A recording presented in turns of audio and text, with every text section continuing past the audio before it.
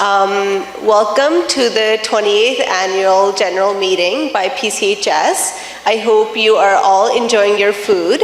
So it's 6:30. We're going to promptly get started.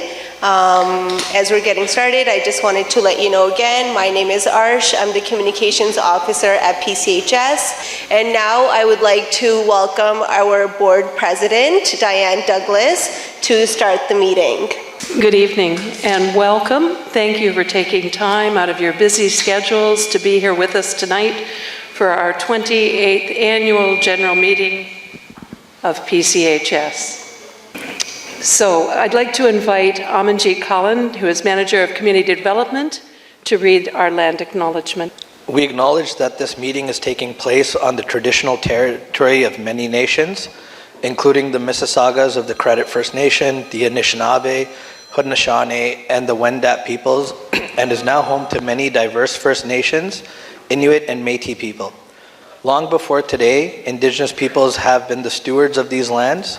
We also acknowledge the Dish with One Spoon Treaty, an agreement to peaceably share and care for the resources around the Great Lakes. Indigenous peoples in Ontario continue to care for this land and shape our province. We recognize that these lands, both historically and currently, have been the home and gathering places of many Indigenous people from various nations across Turtle Island. We are grateful for the opportunity to live, work, and meet in this territory. We show our respect in the Indigenous peoples of this land today and all days. We stand in solidarity with murdered and missing Indigenous women, girls, transgender, and two-spirited people, and we affirm our commitment to heartfelt reconciliation. Just a couple of things. There may be a couple of seconds of delay for what we're speaking about to come up on the screen, but it will be on your screen. When we come to the voting part of the meeting, if you are a member of PCHS, you received a voting card. So when we call for the vote, well, that'll be me doing that, and I'll ask you if you're in favor. If you are in favor of the motion, raise it high. If you are opposed, put it up and vote that way, and you can only vote one way or the other, of course. And I'd just like to acknowledge, I haven't seen Harpreet. Harpreet Dhawan. Is Harpreet here yet? No? He's on his way. Yes, he is our auditor, so he always joins us. So we're looking forward to his presence tonight as well. So we've got the dignitaries.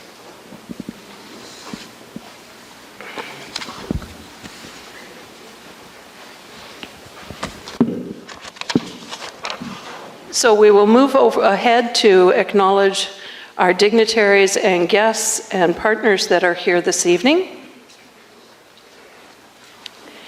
So if you could just please stand as your name is read. I haven't had the opportunity to see everyone in the room, so if you are here, please do stand.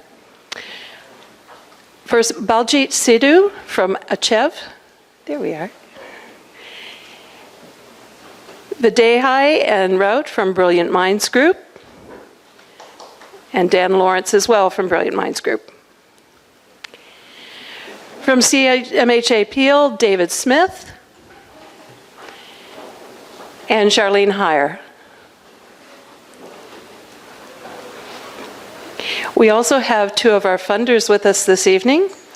Ayansan Agbayadgabi, and I'm sorry I'm having trouble with the name, from IRCC. Okay.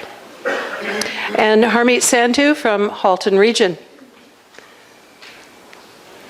Nordin from Human Endeavour. It's always nice when the fans come with you, isn't it? Ensa Talat from Human Endeavour. And from Indus Community Services, Raman Hansra. And Vitha Miranda. From Lighthouse Grief Support Organization, Ann Smith and Jason Dockeray. From Malton Women's Council, Uzma Irfan.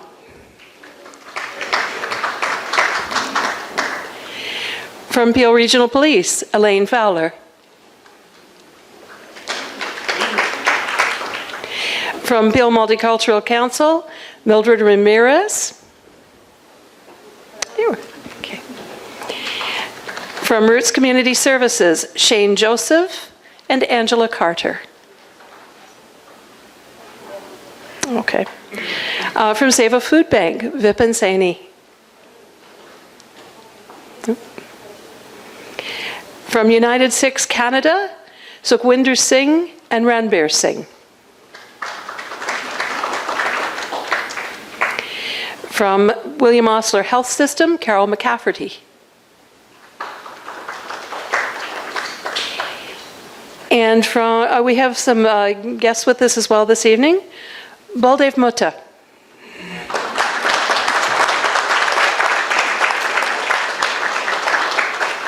And from Dots by Dots Consulting, Anu Randawa and Parminder Randawa. From the PCHS Foundation, Tejas Aviali. From Positivity Group, Satinder Arora. Haven't seen him yet. And a lawyer from Campbell's LLP, Sophia Dunkley.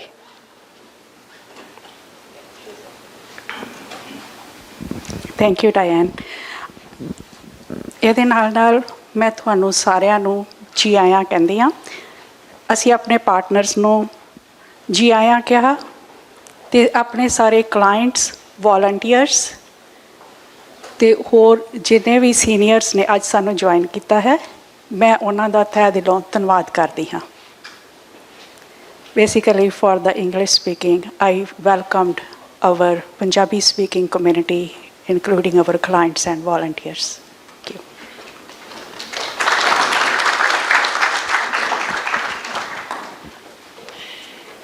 And I would ask our Vice President, Roosevelt Berea, to come forward. Thank you, Dan. I move that Arshdeep Fagura be appointed as Secretary to take the annual general meeting minutes.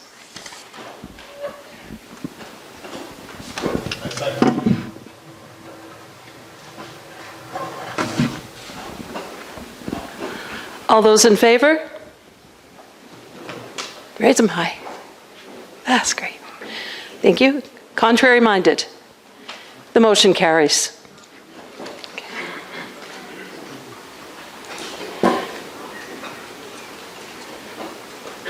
So I would ask our Secretary, Arshdeep Fagura, to come forward. Thank you. Okay. I declare that the annual general meeting has met the quorum required to proceed, and so move. All those in favor? Contrary minded? The motion carries.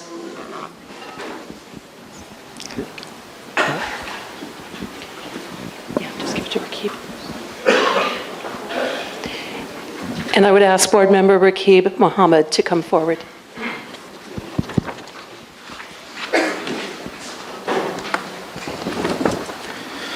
Hello everyone, good evening. I move that the agenda for the 28th Annual General Meeting of September 21st of 2023 be approved. Thank you. All those in favor? Any opposed? Motion carries.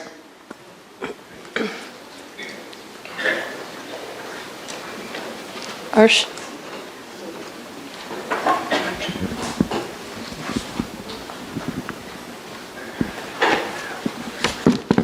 Hi again. I move that the minutes of the 27th Annual General Meeting of August 24th, 2022 be approved. I second. All those in favor? Thank you. Any opposed? Motion carries.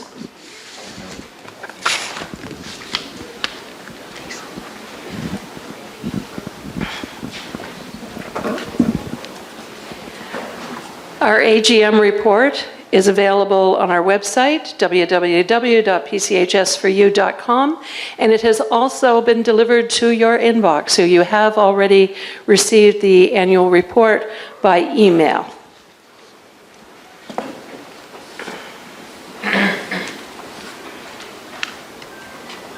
You will also find there the President's report, and I just don't think reading a report is very, well, certainly not entertaining.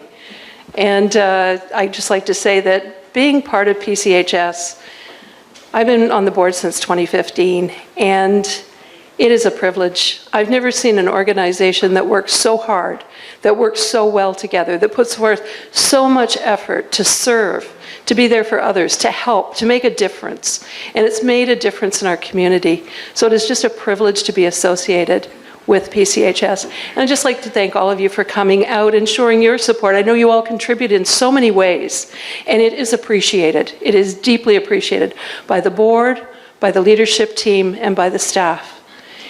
We can't do anything without our volunteers. You give so much, so willingly, so cheerfully. The thing I always find about being anywhere for PCHS are the smiles. Everybody is happy to be doing what they're doing, and that's so rare to find these days. So just know how appreciated and special each and every one of you is for all that you do. Thank you.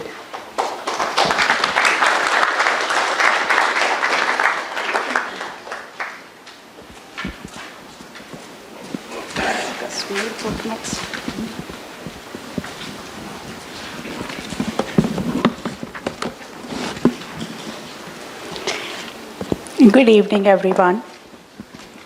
It is an honor and a privilege to stand before you today as the new Chief Executive Officer of PCHS. Having been formally appointed to this role in July 2023, just this year, couple months back, I am delighted to see our founder and the former CEO, Baldev Mutta, have with us today a true testament to the enduring spirit of PCHS. Although my tenure in this position is still in its early stages, my history with PCHS spans nearly 3 decades. Since joining this organization in 1994, I have had the privilege of serving in various capacities, culminating in my role as Chief Operating Officer. And throughout this time, I have witnessed the transformative impact of our work. For over 30 years, PCHS has been in the forefront of providing culturally and linguistically responsive health, social, and newcomer settlement services. We have achieved this through our strategic partnership with our community stakeholders, donors, funders, mental health and addiction service providers, and newcomer settlement agencies. Our active involvement with the Central West and Mississauga OHTs and our focus on serving vulnerable populations under the High Priorities Community Strategy further highlights our commitment to community well-being. Our successes would not have been possible without the unwavering support of our dedicated board, staff, and volunteers. I want to take a moment to acknowledge and celebrate the dedication and commitment of our extraordinary board, executive team, management team, staff, and volunteers, especially those who have gone above and beyond the call of duty. Your tireless efforts have been the cornerstone of achievements. I will ask everyone, please join me to thank PCHS team.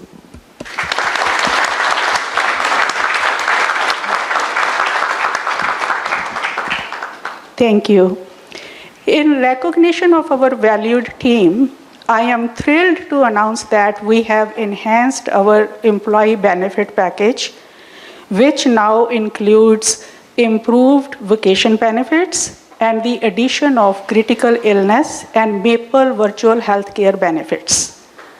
We believe that taking care of our employees is not just a responsibility, but a reflection of our commitment to the well-being of those who make PCHS what it is. But the exciting news doesn't stop here today. I am equally thrilled to unveil our new 4-year strategic plan. This plan has been a labor of love involving 9 months of extensive consultation with our board staff, clients, members, collaborators, and essential stakeholders. And our fundamental question throughout the process has been, how can PCHS most effectively channel our efforts over the next 4 years to make a meaningful impact? Arsh, can you please put the slide up for the strategic plan, the first one? So I can provide with the mandate of PCHS is to provide culturally and linguistically responsive health, social, and newcomer settlement services to the equity-deserving population. Our mission to support and enhance the well-being of individuals, families, and communities using an inclusion, diversity, equity, and accessibility framework. And our vision is to have healthy and thriving diverse communities. Next slide, please. So our values are our compass. They guide our work. And we are so proud of our values. And our values are inclusion. We believe in treating people fairly and with dignity. We strive to incorporate equity in all areas of our work.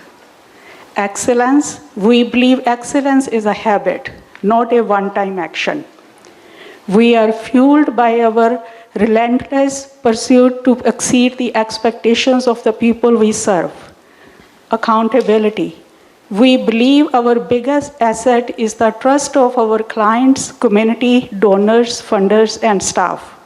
We practice accountability by being open, transparent, and responsible in everything we do. Innovation.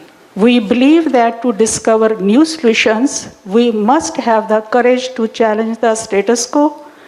We seek out creative approaches to address emerging challenges. And for the next 3 years, we have decided to work on 3 pillars. Pillar 1 is sustaining PCHS is crucial to ensure that it can continue to serve its mission, provide essential services to the community, maintain donor trust, and create long-term impact. And our pillar 2 is the continuous growth of PCHS can help to increase its impact, sustainability, visibility, collaboration, and reputation.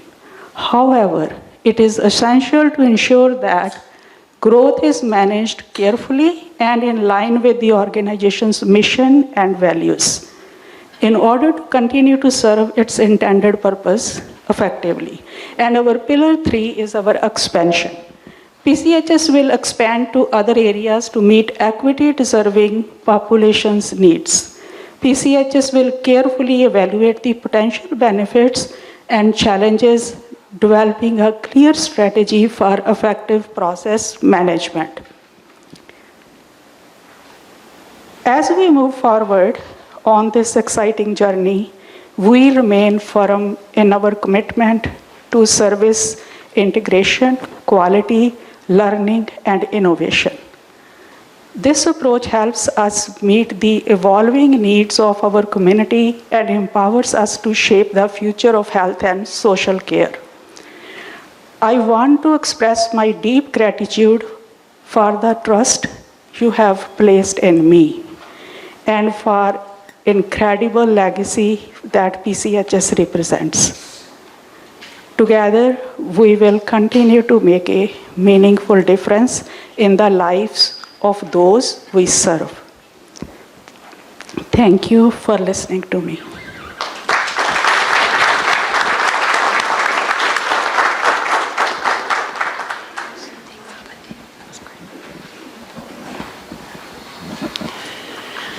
I invite our treasurer, Preet Sohal, to come forward and give the financial report.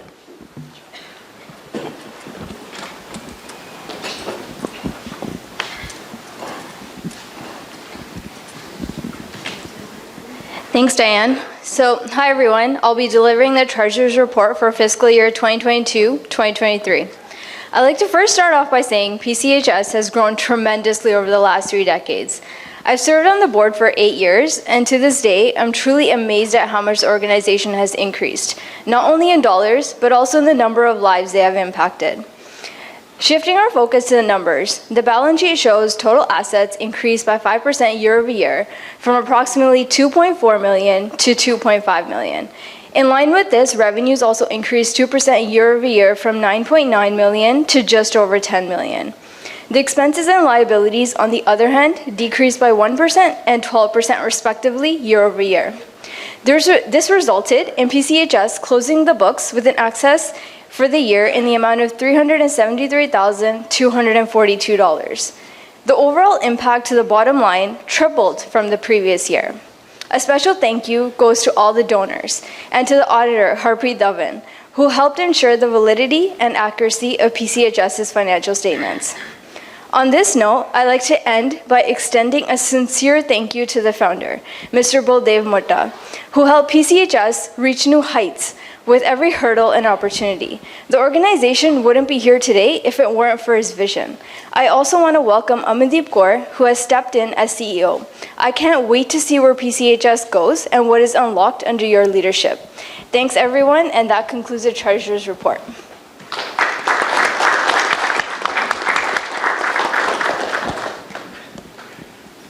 Okay, so going to our motion, I move that the audited financial statement for fiscal year 2022-2023 be approved as presented. I second that.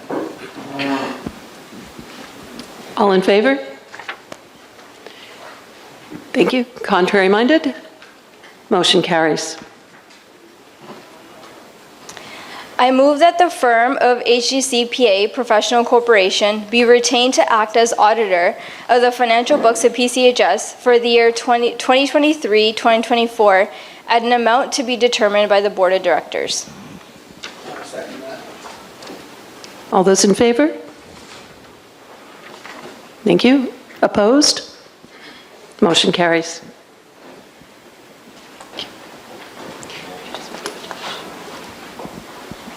I'd like our board secretary, Arsh Fagora, to come forward now, please.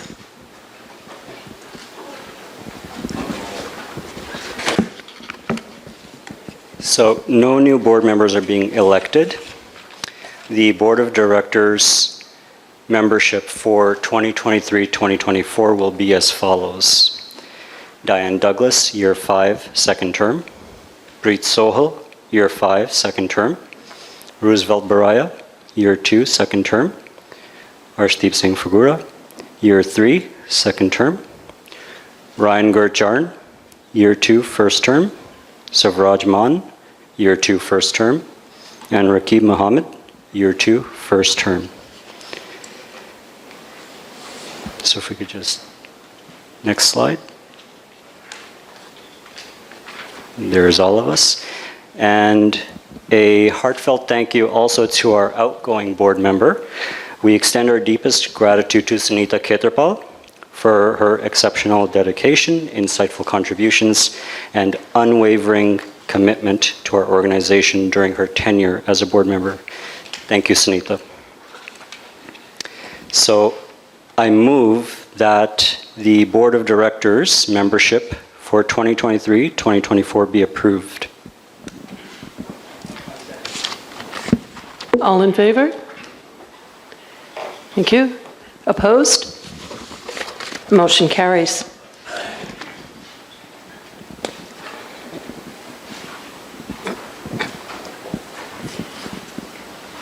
As is our custom, the Board of Directors will meet following the AGM, immediately following it, to determine and then announce the Executive Committee.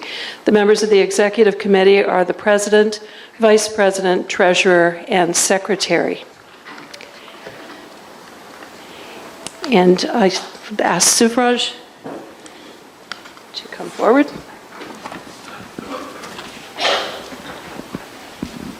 Thanks, Diane.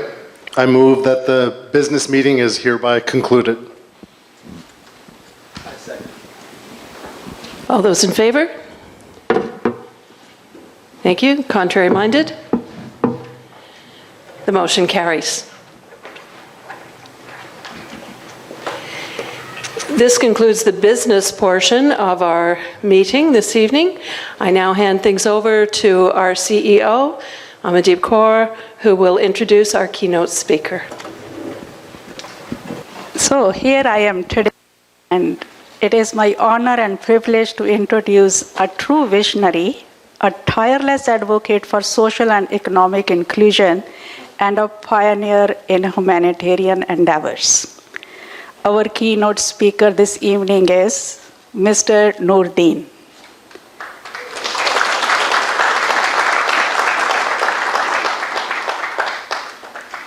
Noordin's journey is one of transformation, of stepping away from a flourishing career in leading corporate entities to embrace the world of non-profit endeavors. I don't know why he did it, but he did it.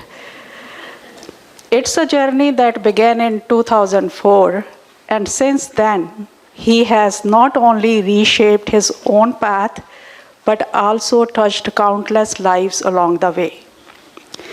Noordin's dedication to improving the lives of vulnerable communities, his innovative spirit, and his unwavering commitment to the ideals of social and economic inclusion have earned him well-deserved recognition across Canada. As we prepare to hear from him today, I am confident that his insights and experience will leave a lasting impact on all of us.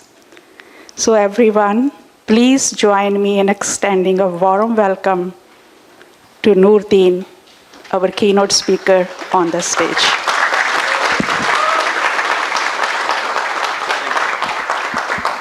Thank you. I need a pointer. Or you gonna do? No, I think, yeah, you give me. So my PowerPoint you're gonna run? Yeah. So thank you, Amanji. Thank you, Baldevji. I have been working with both of you and PCHS since I started Human Endeavor in 2004. And I'm humbled you invited me here today. I will try to share some of my insight into not how I got into social services, that's a long history, but certainly some of the topics that are important for the sector and for leaders who are here. I think I just chose the topic of healthy community through innovation, outside the box thinking, and technology. Technology, of course, is my background. That's why it's there, and I'm glad to see innovation is also part of your values moving forward, so which is really critical to bring the PCHS next phase into the growth and sustainability. So I will start some statistics that gives you some insight. So from innovation point of view, out of the 16 leading countries, Canada stands at number 10, which is not a very good score, but innovation has always been lacking in Canada. And then from the point of view of healthcare system, even though we have a very good healthcare system from a public point of view, but when you compare it with other countries, so if you look at Commonwealth Fund reported the comparing of healthcare system of 11 leading countries, and Canada ranked number 10, and the only country below us is USA. So just think that, yeah, we all are here to improve our healthcare. So innovation, and I think the improvement that are needed in the healthcare sector and in social services sector, there is something missing that we need to bring in. And my today's presentation will touch some of the topics. And I think maybe I will encourage at some point we do a town hall meeting like this where we have more time than just 15 minutes to discuss this thing, because it's something very pressing, very important for Canada if we need to sustain our healthcare and social services moving forward. So again, my personal and family background, two of my sisters are in social services from Pakistan. One, Shazia is here, Fawzia is back here. But they have really impacted who I am today, and also some of the other family situation, taking care of a mom with Alzheimer's, dementia, and also being a newcomer refugee in this country. All of those things shape why I got into social services sector, to make a difference and impact those individuals who otherwise won't have the possibility. And I think the key for me was I used some of the services, but I felt the self-reliant and empowering support of the social services was not there. So I think one of the bases of human endeavor is the self-reliant and empowering structure that we have put in place. A client comes to us, regardless we have funding or not, regardless we have resources or not, that's our responsibility to make things happen for that client, regardless who that person is. And I think that's also a hallmark for the PCHS as well, always. So I think this is why I launched Human Endeavor in 2004. Again, I'm going to go through maybe not everything, but again, some of the things that distinguish us from other organizations is an entrepreneurial and non-traditional grassroots charitable organization, which is currently serving around 5,000 clients across Ontario. And we are moving out of Ontario as well, like serving other provinces as well in certain. We are a very small organization compared to PCHS or many other organizations. Just 12 employees, but again, volunteers are one of the key area that really helps us do things that we have been doing. Some of our approach as Human Endeavor, I'm just going to quickly go through. We received Accessibility Champion Award from City of Vaughan. We have received a Canada-wide 3M Health Leadership Award for the approach and the impact that we have made in the community. We also received Ontario Innovation Award from Ontario Ministry of Health and Long-Term Care and Hospital Association for our evidence-based impact on seniors' lives in Ontario. Again, some of our seniors program were selected among world's top 5 age-friendly initiatives because of the impact and how the growth and sustainability since 2005 has been taking place. Again, there are many others. I won't go through all of them. But again, this just shows you that even as a small organization, you can achieve a lot if you are committed and if you stick to innovation and outside the box or out of the box thinking, which is my main topic today. What is non-traditional mindset?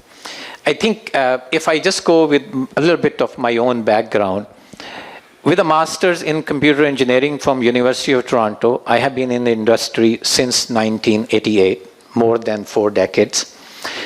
As an engineer, entrepreneur, coming here as a refugee immigrant, and a concerned community leader, I have a non-traditional approach to community and healthcare services. I endeavor to make a meaningful difference through the use of innovation, out-of-the-box thinking, and technology in collaboration with strong partners like PCHS, who seeks to innovate and transform the sector, which is really we are leading together now. Today, I'm sharing few ideas and practices. Some of them you may not agree with what I will say, but that's your own judgment. But again, our objective is to kind of engage into a healthy discussion on some of those things, which may be impossible to think at this point, but eventually those are the things we have to tackle or we have to talk about, which people think is impossible, because those are the things we need in health and social services sector moving forward.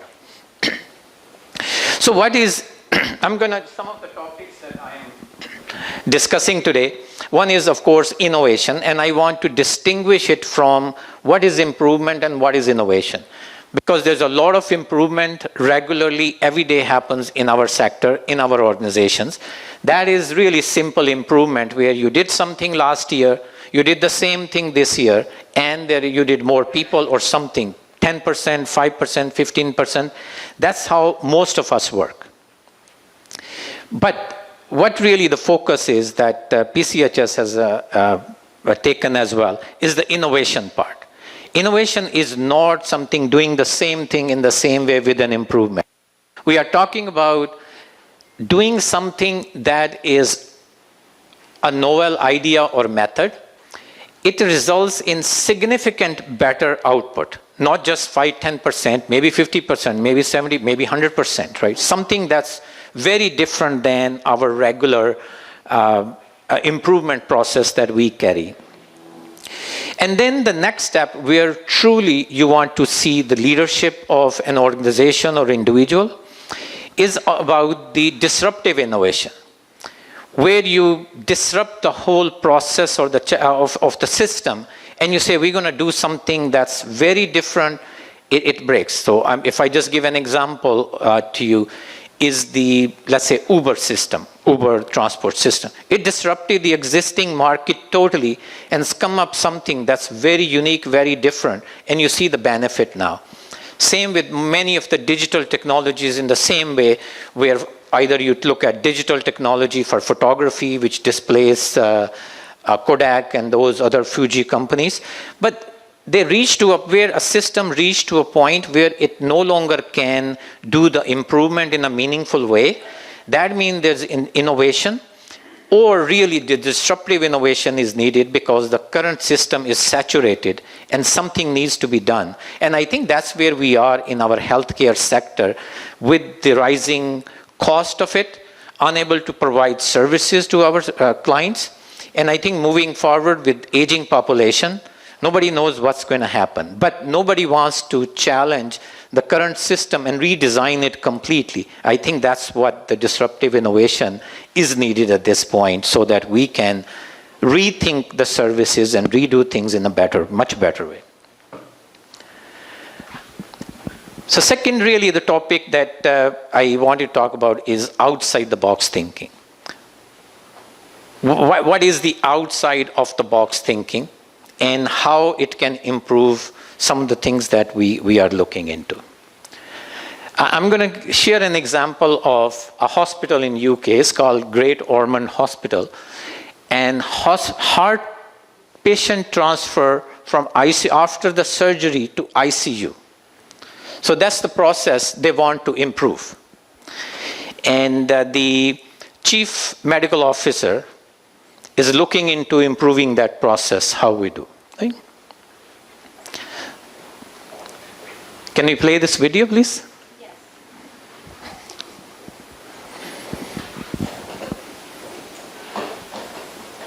I think it's sideways. Sideways. I don't think that's good. Is it safe to go over yet? 154 miles per hour, entering pit road. The difference was he didn't get on the brakes for about another 100 feet. That car was flat. Like I said, really, really good, or maybe not so bad. Or some of each.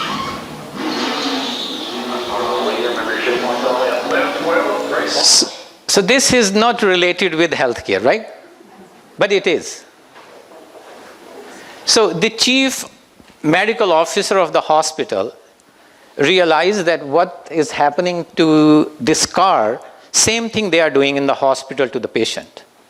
And here this process is 10, 11, 12 seconds in which they really do everything and put the car back on the track. So the Great Ormond Hospital had a problem that when they were moving person from surgery to ICU, their handshake was not very good. There were a lot of errors that they were making. And he decided to invite Ferrari and McLaren's team to come to the hospital and help them improve that process. So this is very wide thinking. It's not that he's saying, doctor, nurses, let's sit together, redesign this thing. So he realized out of the box thinking is needed to do this thing if we really want to make a difference. So he invited the teams. They work with the doctors, nurses, and everybody else who was managing the system. They redesigned this handshake or handover from theater to ICU and cut down the critical errors that hospital was doing into half, which is 50% improvement to the process. So this only happened because the doctor took a non-traditional and outside-the-box thinking to make this happen. So next is, I think this is my favorite example from the technology sector, which I know most of the people don't believe when I say, but I have to share one medical example. So this is, so the Intel, you all know about the technology chip that goes almost in every computer. So in 1965, the founder of Intel, he actually he presented a principle or an idea to the industry. He said, and this is very wild idea. He said, we're going to double the amount of transistor, the speed of this thing that it's doing every 2 years by not increasing the cost. So think of a hospital. Can a hospital say, or can other organizations say, we're going to double our services every 2 years without increasing the cost? Right? It's very impossible, looks impossible. But his idea was that this is a challenge to the industry to look into innovation, outside the box thinking, cross-cutting somehow, and then figure out how to get it done. And this, people thought originally that was not possible, but he did a challenge to his own team. Then the whole IT team, the whole electronics, computer engineering team got together. And since 1965, this process is still happening. That's why you got every 2 years or every year you get new product, but nobody is charging you really exuberant amount of money for those, even though they are giving you faster and new every 2 years. So something, as a leader, they thought and put forward something and then made the environment happen where people start believing it. Maybe originally not, but eventually they realized that that is how we should do. I think this kind of approach is needed in the healthcare sector today. It's not every year give us more money, we'll give you more services, versus you say, you keep the money same, but you come up with new ideas, new innovations, maybe there's investment innovations, and then come up with something that will give better results and without increasing the hospital budget or the healthcare budget, right? Where it's critically needed, of course it should, but the philosophy should be think in a very different way. That's really what we need in the healthcare sector. Otherwise, in next 15, 20, 30 years, there's no money for other than healthcare. All the money is we have to divert it into this. Again, I just want to give also Tommy Douglas, who envisioned the healthcare, universal healthcare system for Canada. So these are the leaders who thought something very differently and implemented. We do need some new leaders in these industries, social and healthcare, to carry forward their journey or their initiatives that they started to sustain and grow and make sure they continue to exist. Can we run this? The last frontier that I'm going to talk about is technology, which is being an engineer. I are working with PCHS and many partner organizations. We are doing new products and services for individuals who traditionally have been, they have not been receiving the services or the quality of services that they need. Can we run the video? I'm Catherine. I'm 60 years old and I've lived most of my life here in Toronto, though I was born in a remote northern community. I've spent a 30-year career working with the public service. I was born with a visual impairment that allows me to see light, dark, colors, movements, but not detail or much form.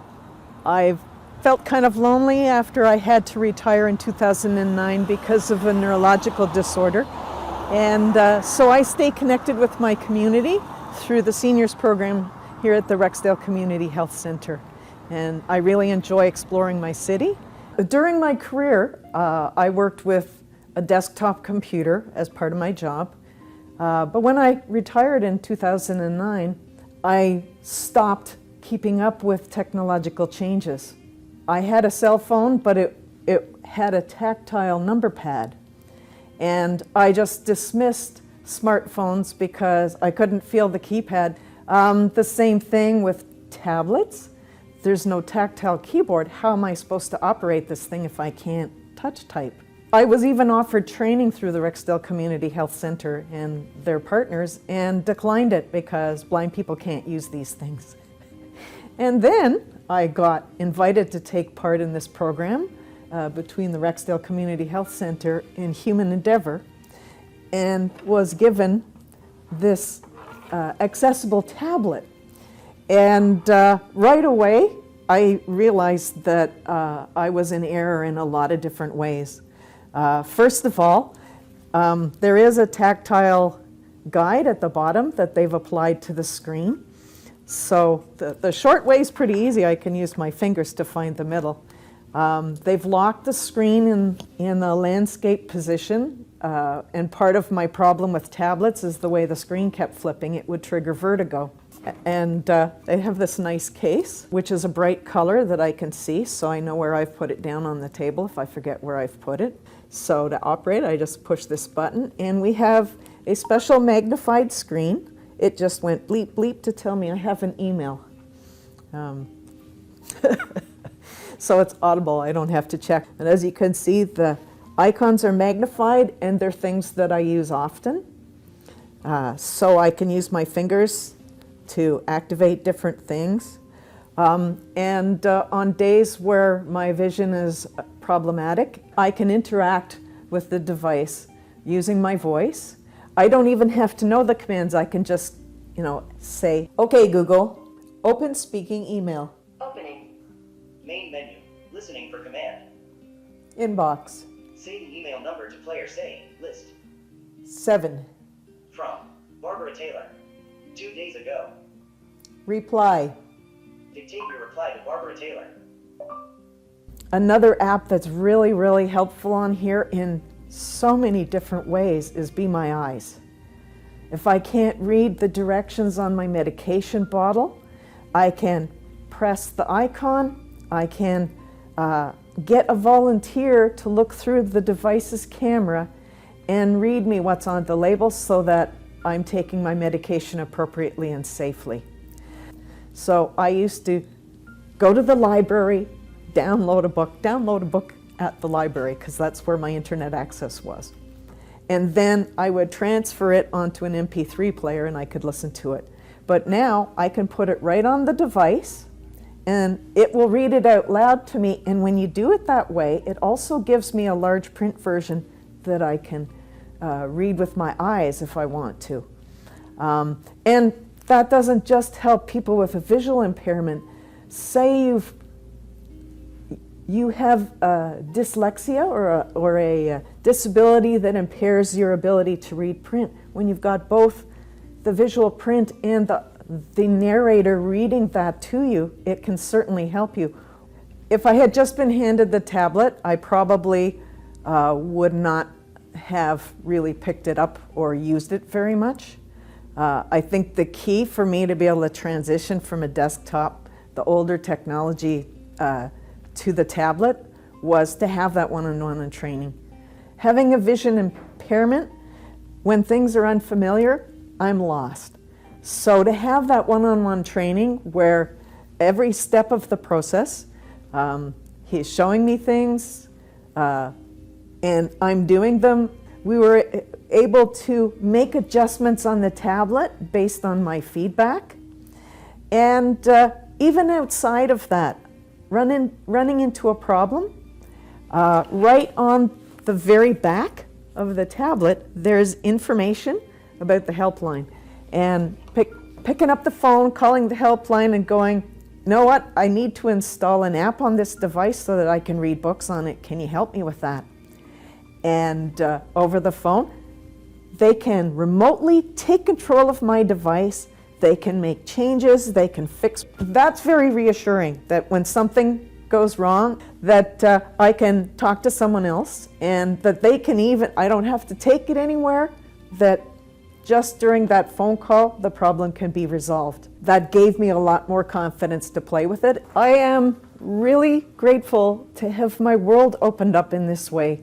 I'm grateful to Wendy and the staff at the Rexdale Community Health Center. I'm also really grateful to the staff of Human Endeavor. You're doing really amazing work. You've designed a tablet that works for me.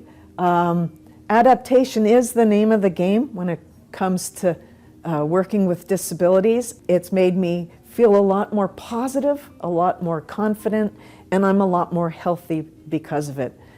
So I think this shows you what technology can do instead of me explaining what we design. And so I picked up this one video just to demonstrate that technically there is no limit what technology can do. Just we have to figure out how to implement. So I'm going to move forward. Again, the need and opportunity to make sure that we recognize that technology emerged as a social determinant of health during COVID. Other than technology, there was no way to communicate, and it showed. And in a way, this is a silver lining that technology got picked up by seniors, by those who traditionally felt it was difficult, right? Plus, we made it simple through our own. Again, technology has opened up new frontiers for innovation in social and wellness and healthcare sector. Human Endeavour's TASK program, which is for seniors and other people, you just saw one example, is a collaboration of around 20 organizations across Ontario, and thousands of people have benefited from technology plus the other services that we offer. Again, now I think this is a point that I want to make about technology. You have seen IT, electronics, computers as part of your everyday life and how it transformed over the last decade. You have been seeing that. The same possibility exists for us as a technology in the non-profit and social services and healthcare sector. The only thing is we need to recognize the need and the opportunity. If we don't recognize, opportunity will go away. So this is only possible if leaders from the non-profit sector recognize the need and opportunity offered through innovation, out-of-the-box thinking, and technology. If we combine this, I think we can change the sector and the challenges that we are facing. Again, you just saw one example of accessible tablet. This Monday at Waterloo, we are launching a second tablet, which is tablet and technology, which is designed for people with early Alzheimer's and dementia. So we have put automation and intelligence into the tablet so that it can make its own decision. It's not artificial intelligence at this point, but it is intelligent and it can make decisions for them. We are launching, thanks to PCHS, they are part of this program as well. And our next future, some of our products that are focusing more making home accessible, making home smart with this kind of technology. And thanks to Public Health Agency of Canada for funding our third generation of Alzheimer's dementia tablets and technology. And of course, United Way for funding the roadmap of 5 years that we are developing different products. I think it's, I'm just going to close with some of my comments about, one, we as a sector needs to reprogram our traditional mindset. If we keep the same traditional mindset, innovation cannot take place. We need to build a culture of innovation, not simply improvement every year, because then you can't really achieve or tackle the challenges that are coming up. Use technology to transform lives and improve productivity of your own staff and organization. Be like Great Ormond Hospital, Intel, or Tommy Douglas. That's the only way to transform the sector. Technology and innovations are the epicenter of tackling the aging population and healthcare. That's healthcare challenges that everybody knows about it, but very little is being done. Google, Apple, and others started very small. Similarly, smaller non-profits are game changers in social and health sector. They should have a seat on the decision-making table, which I always find is hard, especially in the bigger the better model. It shouldn't be. It should be more in a very different way and with a very different thinking about it. That's all what I wanted to say today, and share some of the kind of provocative thinking, just so that you can have new ideas when you go. And thank you. Thank you very much.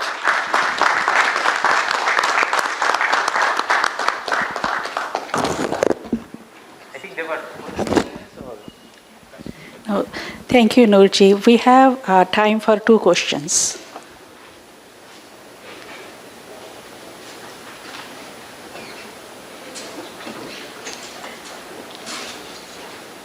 Okay. It looks like Noji, your presentation was so precise and clear. And Say thank you. yeah. And I think everybody is so inspired and tech savvy now, whoever is sitting in this room. So I pass this on to you. Yeah, so regardless you have questions or not today, but I think make a habit of questioning. Sometimes we don't do that, and I think that doesn't create that discussion mode or innovation mode. So always ask questions, always challenge what I'm saying or what somebody else is saying, because that's a healthy dialogue we need in our industry to move forward. So thank you very much. Thank you. Good night. Thank you.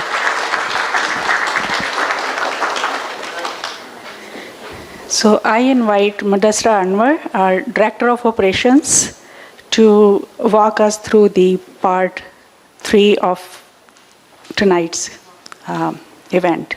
Mudassra, please. Thank you, Amandeep ji. Thank you very much. On behalf of PCHS, I feel honored to express our gratitude and sincere appreciation for all the volunteers with us today and who have been engaged with PCHS to support our programs and services and the community at large. I would request our board president and our CEO please come forward, as I will provide a brief intro of the volunteers who've been nominated by their respective programs when they come, and please receive your appreciation award. So please come here and I will provide a brief intro. First one is Jagir Kahlan. He's a retired associate professor. He joined PCHS Seniors Group in 2017. He actively participates in the group initiatives as a peer leader. He volunteers with PCHS Media and hosts a talk show, Apne Rang Anek, Many of Our Colors.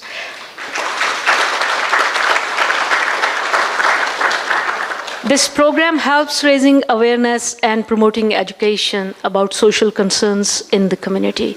Jagir Kahlan, please. Okay, he's here. Right. Thank you.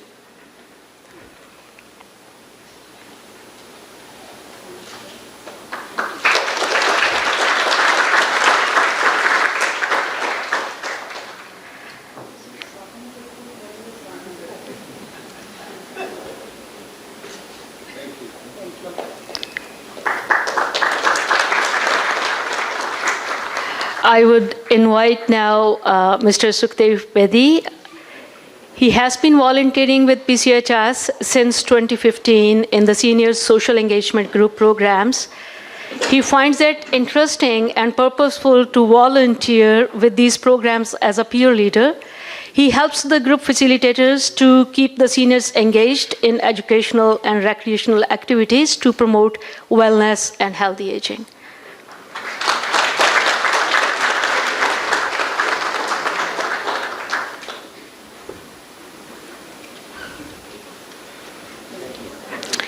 Our next volunteer is Mr. Madan Chauhan. He is with PCHS as volunteer since 2007. He conducts yoga sessions in the seniors groups to support their overall well-being.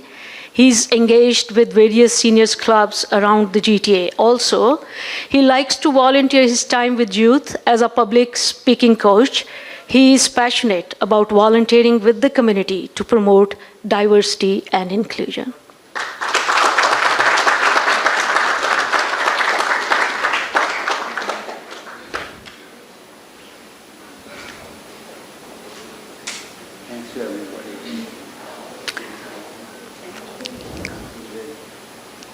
Thank you, Mr. Madan.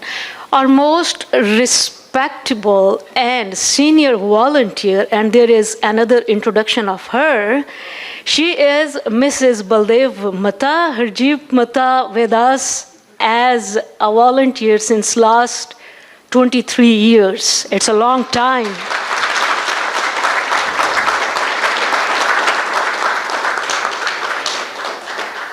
She supports with seniors group programs and various PCHS events, such as Seniors Health Fair and cultural celebrations. She is peer leader with the seniors group and actively participates to engage seniors in the wellness activities. Mrs. Harjeet Mata, please.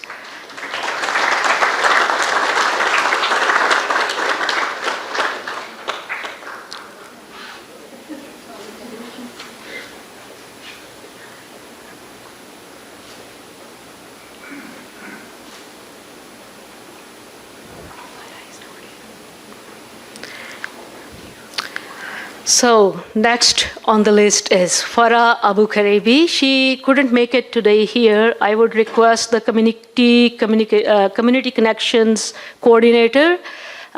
Please receive this award on her behalf. Farah has volunteered with the English Conversation Circle groups to enhance the language and leadership skills of all participants. She contributes more than 12 hours a week of her valued time to enhance language proficiency of newcomers enrolled with the Community Connections program. Thanks to Farah.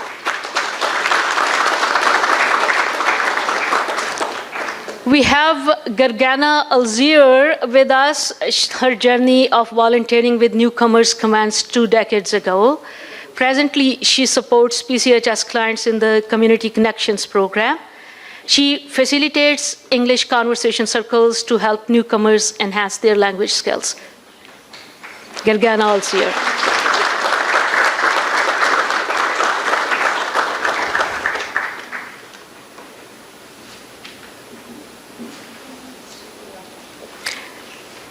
Mr. Sunil Sharma is a peer support volunteer with the mental health program. He is registered nurse by profession. On his day off, Sunil devotes his time to support clients pursuing their well-being goals. He is not only engaged with the clients, but also supports with the community outreach events. Thanks a lot, Sunil, for all your contribution.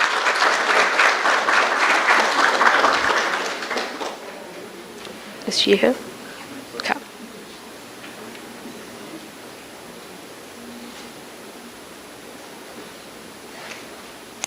Simran Dhillon.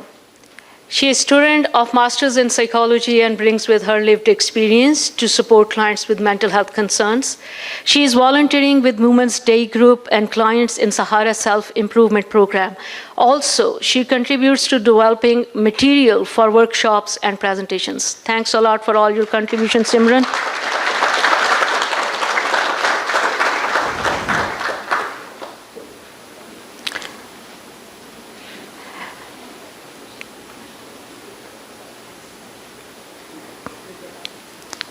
Gurmeet Kaur Tiwana. Gurmeet volunteers her valuable time to assist newcomers with English language skills. She is actively engaged with English conversation circle groups. She also assists the newcomers in finding rental housing, locating a family doctor, job searching, and resume preparation. Thanks, Gurmeet, for all your hard work as volunteer. No?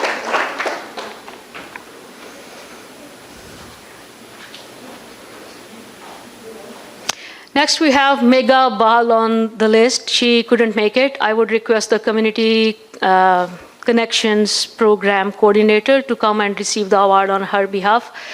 Megha volunteers with Newcomer Connections Program. She provides guidance to newcomers on filing their taxes. Also, she supports them with other everyday life skills such as checking the weather before leaving home, very important, completing necessary documentation to access government services, acquiring driver's license and auto insurance, or finding a senior's home for a client.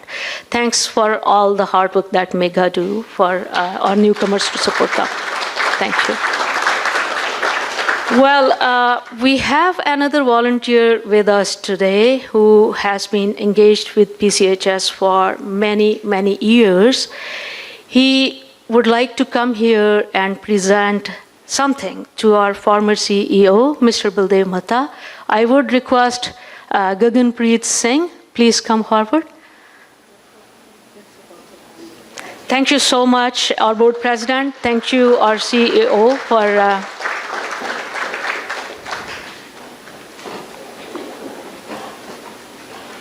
Baldevji, please.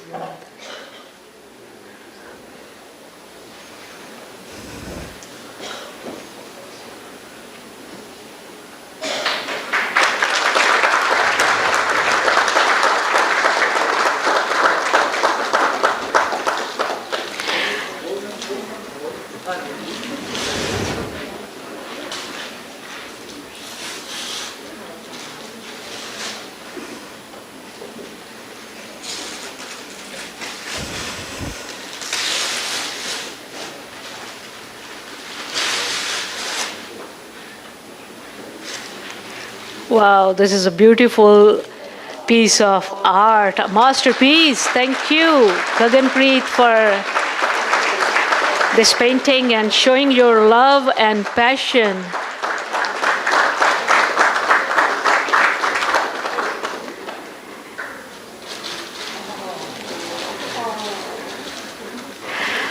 So Baldevji, we also feel proud on, the expression that he made by drawing this painting.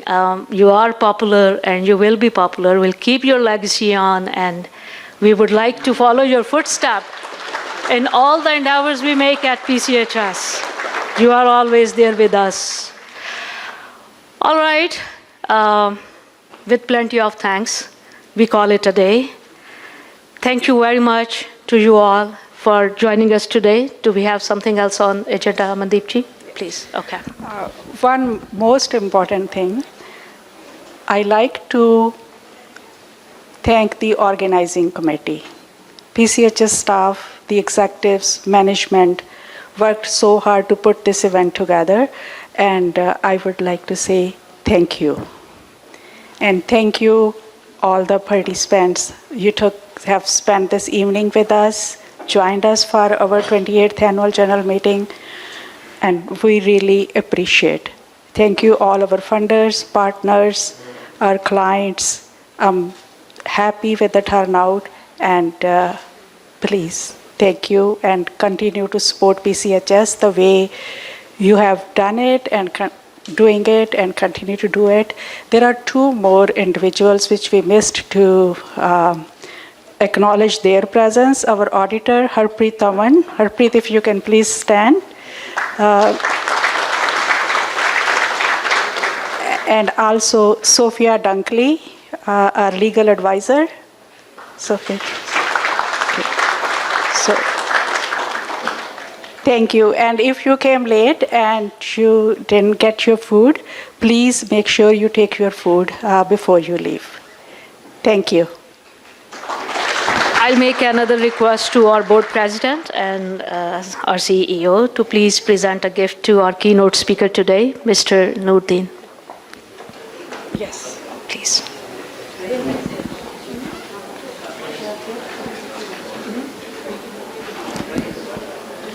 Thanks, Noordin, for a very interesting presentation. We would love to further collaborate with Human Endeavor for all these technical pieces to support our clients.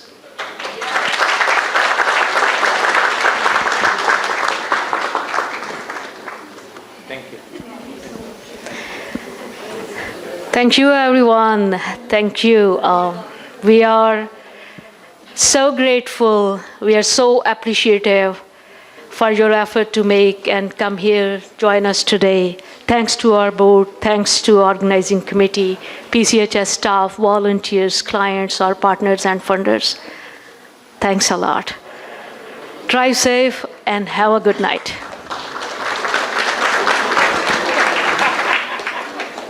Big